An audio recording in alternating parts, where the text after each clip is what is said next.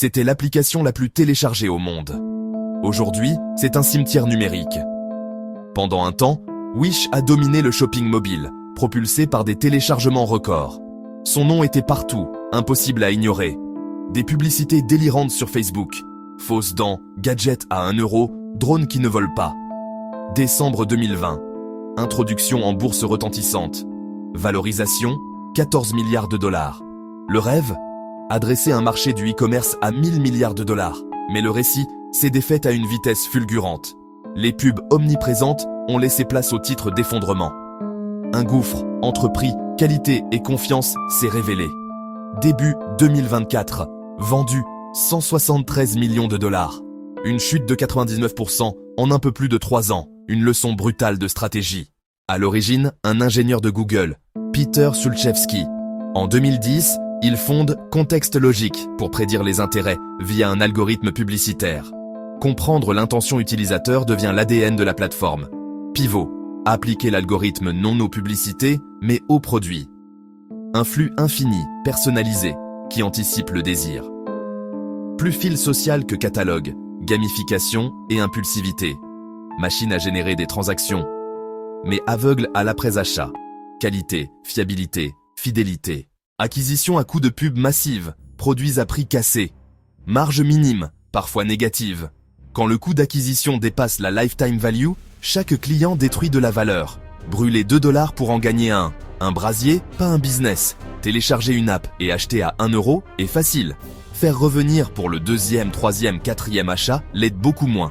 Des milliards versés dans un seau percé. Plus de dépenses pub pour compenser des clients peu rentables. Le résultat net s'enfonce dans le rouge. Sans base de profit, la structure s'effondre au premier choc. La fidélité s'est brisée sur un écueil. La qualité et l'exécution. Marchand non vérifié, souvent en Chine. Prix dérisoire, contrôle qualité délégué. Résultat, une loterie à chaque commande. Le même, ce que j'ai commandé versus reçu colle à la marque. Pire, 45% des jouets et 90% des électroniques testées jugées dangereux. De la déception au danger public, Wish a rompu la promesse de base. Ce que vous recevez doit être sûr et conforme. Arrivera-t-il? Fonctionnera-t-il? Sans confiance, pas d'activité récurrente, donc pas d'économie viable. La France porte le coup fatal. Novembre 2021, la DGCCRF ordonne le déréférencement de Wish, des moteurs de recherche et store. Invisible sur Google, Apple, Google Play, trafic et revenus s'effondrent. Opérationnellement dévastateur, réputationnellement irréparable. Message clair au monde, fournisseur systémique de produits dangereux.